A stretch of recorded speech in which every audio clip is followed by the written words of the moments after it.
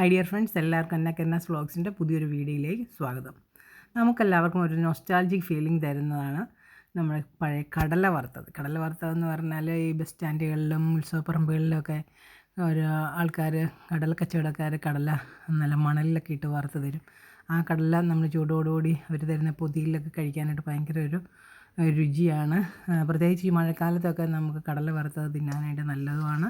എന്നാൽ കുട്ടികൾക്ക് കൊടുത്താൽ അത് ഹെൽത്തിയാണ്. ധാരാളം പ്രോട്ടീൻ അടങ്ങിയ കടല വറുത്ത് കൊച്ചു കുട്ടികൾക്കൊക്കെ കൊടുക്കുന്നത് വളരെ നല്ലതാണ്. ഞാനിവിടെ കടല വറുക്കാനായിട്ട് ചുവട് കട്ടിയുള്ള ഒരു ഉരുളിയാണ് എടുത്തിരിക്കുന്നത്.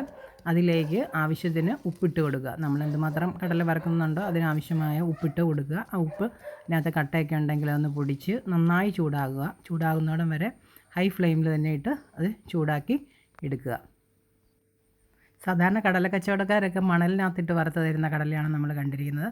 പക്ഷേ നമുക്കിത് മണലെടുത്ത് കഴുകി ഉണക്കി വൃത്തിയാക്കി എടുത്ത് വെക്കാനും ഉള്ള മണലിൻ്റെ ക്ഷാമമൊക്കെ കൊണ്ട് ഞാൻ ആദ്യമൊക്കെ മണലിനകത്ത് വറുക്കുമായിരുന്നു. ഇപ്പം ഞാൻ കുറേ നാളായിട്ട് ചെയ്യുന്നത് ഉപ്പിനകത്താണ്. ഉപ്പെന്ന് പറഞ്ഞാൽ ഉപ്പുപൊടിക്കകത്ത് മണലിന് പകരം നമ്മൾ അതേപോലെ തന്നെ കടലയിട്ട് വറുത്തെടുക്കുകയാണ്. യാതൊരു വ്യത്യാസവും ഇല്ല. മണലിനകത്ത് വറുക്കുന്ന പോലെ തന്നെ നല്ല രുചികരമായിട്ടാണ് നമ്മൾ ഉപ്പിനകത്തും വറുത്തെടുക്കുക. എന്നാൽ ഉപ്പിനകത്ത് വറക്കുന്നത് കൊണ്ട് നമ്മൾ ഈ കടലയിൽ ഒത്തിരി ഉപ്പൊന്നും അങ്ങനെ പിടിക്കുന്നുമില്ല. ചെറിയൊരു ഉപ്പെന്ന് പറഞ്ഞാൽ സാധാരണ ഒരു രുചിയല്ലാതെ ഉപ്പിൻ്റേതായ ഒരു രുചികളും ഈ കടലയിൽ വരാറില്ല. പിന്നെ ഈ കടല എടുക്കുമ്പം ശ്രദ്ധിക്കേണ്ട കാര്യം, ഒട്ടും തന്നെ നനവുണ്ടാകാൻ പാടില്ല. കടലയിലും നനവുണ്ടാകാൻ പാടില്ല, ഉപ്പിലും നനവുണ്ടാകാൻ പാടില്ല. കടലയിലും ഉപ്പിലും നനവുണ്ടെങ്കിൽ ഉപ്പ് പിടിക്കും, കടലയിൽ ഉപ്പ് പിടിക്കാനുള്ള സാധ്യതയുണ്ട്. അല്ലെങ്കിൽ ഒട്ടും തന്നെ ഉപ്പ് പിടിക്കത്തില്ല. നമുക്കിങ്ങനെ കടല വറുത്തെടുക്കാനായിട്ട് ഒരു 20 മിനിറ്റാണ് ആവശ്യമായിട്ട് വരുന്നത്. അതിൽ ആദ്യത്തെ ഒരു 5 മിനിറ്റ് നമുക്ക് ഹൈ ഫ്ലെയിമിലിട്ട് കടല വറുക്കാം. അതിനുശേഷം നമ്മൾ സിമ്മിലിട്ട് വേണം കടല വറുത്തെടുക്കാനായിട്ട്, അല്ലെങ്കിൽ കരിഞ്ഞു പോവും. അതുപോലെ തന്നെ ഇടയ്ക്കിടയ്ക്ക് നോക്കണം.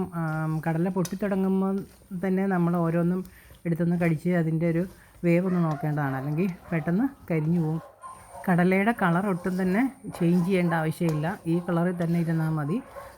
കളറിൻ്റെ തൊലിയുടെ കളർ ചേഞ്ച് ചെയ്തിട്ടുണ്ടെങ്കിൽ അത് ഉറപ്പായിട്ടും ചെറുതായിട്ട് കരിയാനായിട്ട് സാധ്യതയുണ്ട്. കാരണം കളർ ചേഞ്ച് ചെയ്യുന്നതിന് മുമ്പ് തന്നെ നമ്മൾ ഫ്ലെയിം ഓഫ് ചെയ്യേണ്ടതാണ്. നന്നായി വറുത്തുകൊണ്ട് തന്നെ ഇരിക്കുക, കൈവിടാതെ തന്നെ ഇളക്കിക്കൊണ്ട് തന്നെ ഇരിക്കണം. അല്ലെങ്കിലും ഇത് കരിഞ്ഞു പോകാനായിട്ട് സാധ്യതയുണ്ട്. അല്ലെങ്കിൽ ഒരുപോലെ വേവ് എല്ലായിടത്തും എത്തുകയില്ല. ഉപ്പ് ധാരാളം അടങ്ങിയിട്ടുള്ള കാരണം എല്ലായിടത്തും തന്നെ എല്ലും കടലയുടെ ഒപ്പം തന്നെ ഉപ്പും ഏകദേശം വരുന്നതുകൊണ്ട് നന്നായിട്ട് തന്നെ വെന്ത് കിട്ടുകയും ചെയ്യും. ഇപ്പോൾ ഏകദേശം കടല പാകമായി വരുന്നു. കുറേ കടലയുടെയൊക്കെ തൊലി പോയിട്ടുണ്ട്. അതുപോലെ തന്നെ കടല പൊട്ടിത്തുടങ്ങുകയും ചെയ്തിട്ടുണ്ട്. കൂടാതെ ഈ കടല നമ്മൾ അരിച്ചെടുക്കുന്നത് കണ്ടില്ലേ, ഇതുപോലെയുള്ള സ്ട്രെയിനർ വെച്ച് നമ്മൾ ഉപ്പും കുറച്ച് തൊലിയും പോരും. ഉപ്പും മാറ്റി നമുക്ക് സെപ്പറേറ്റ് ചെയ്ത് കടല ഒരു സ്റ്റീൽ പാത്രത്തിലേക്ക് എടുത്ത് വെക്കാം.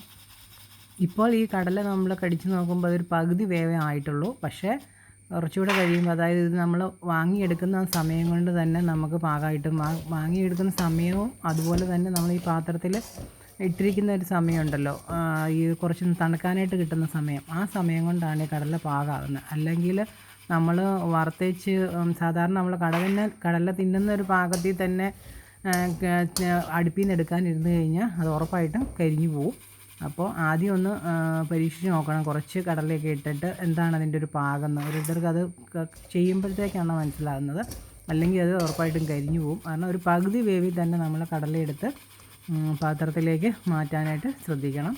പിന്നെ സ്റ്റീൽ പാത്രത്തിലേക്ക് തന്നെ ഇടണം. ഇത് ചൂടോടെ ആയ കാരണം ആ കടല വേറെ പാത്രത്തിലേക്ക് ഇട്ട് കഴിഞ്ഞാൽ പാത്രം ഉരുകി പോകും. അപ്പോൾ സ്റ്റീൽ പാത്രത്തിൽ തന്നെ ഇടാനായിട്ട് ശ്രദ്ധിക്കുക. അതുപോലെ പാത്രത്തിൽ ഇരുന്ന് തന്നെ തണുത്ത് കഴിയുമ്പം നമുക്ക് കടല തിന്നാനുള്ള പാകമായി കിട്ടുകയും ചെയ്യും. ചട്ടിയിൽ നിന്ന് കടല മാറ്റി കഴിയുമ്പോൾ അവശേഷിക്കുന്ന ഉപ്പ് നമുക്ക് തണുത്ത് കഴിയുമ്പോൾ ഒരു ചില്ല് ടിന്നിനകത്ത് വെച്ച് കഴിഞ്ഞാൽ നമുക്ക് വീണ്ടും കടല വറുക്കാനായിട്ട് ഉപയോഗിക്കാം. കടല മാത്രം വറുക്കാൻ ഉപയോഗിക്കാനുള്ളൂ, മറ്റാവശ്യങ്ങൾക്കൊന്നും ഉപയോഗിക്കാൻ പാടില്ല. അപ്പം അതൊരു 5-6 പ്രാവശ്യം കൂടെ നമുക്കിത് തണുത്ത് കഴിയുമ്പം ചില്ലുപ്പിയിലിട്ട് വെച്ച് കഴിഞ്ഞാൽ ഉപയോഗിക്കാവുന്നതാണ്. അത് കഴിഞ്ഞ് ഒരു 5-6 പ്രാവശ്യമൊക്കെ കഴിയുമ്പോഴത്തേക്ക് അത് കടലയുടെ ഒരു കളറും കൊണ്ടൊക്കെ ഒരു കളറ് മാറി തുടങ്ങും. അപ്പം നമുക്കത് മാറ്റി വീണ്ടും ഫ്രഷായിട്ടുള്ള ഉപ്പും ഉപയോഗിച്ച് കടല വറുക്കാവുന്നതാണ്. ഇപ്പം ഞാൻ നോക്കിയിട്ട് എണ്ണയിലൊക്കെ വറുത്തെടുക്കുന്നതിനേക്കാളും വളരെ ഹെൽത്തിയാണ് ഈ കടല ഇങ്ങനെ വറുത്തെടുക്കുന്നത്. പിന്നെ മണൽ വൃത്തിയാക്കുന്നതിൻ്റെ വിഷമവും നമുക്ക് വരുന്നില്ല. ഉപ്പാകുമ്പോൾ നമുക്ക് എളുപ്പമാണ്, വൃത്തിയായിട്ടുള്ള ഉപ്പാണ് നമുക്ക് കിട്ടുന്നത്. ഇങ്ങനെ ഉപ്പിൽ കടല വറുത്തിട്ടില്ലാത്തവരുണ്ടെങ്കിൽ ഇതൊന്ന് ട്രൈ ചെയ്ത് നോക്കുക. അപ്പോൾ മറ്റൊരു വീഡിയോ ആയിട്ട് നമുക്ക് വീണ്ടും കാണാം. ബൈ.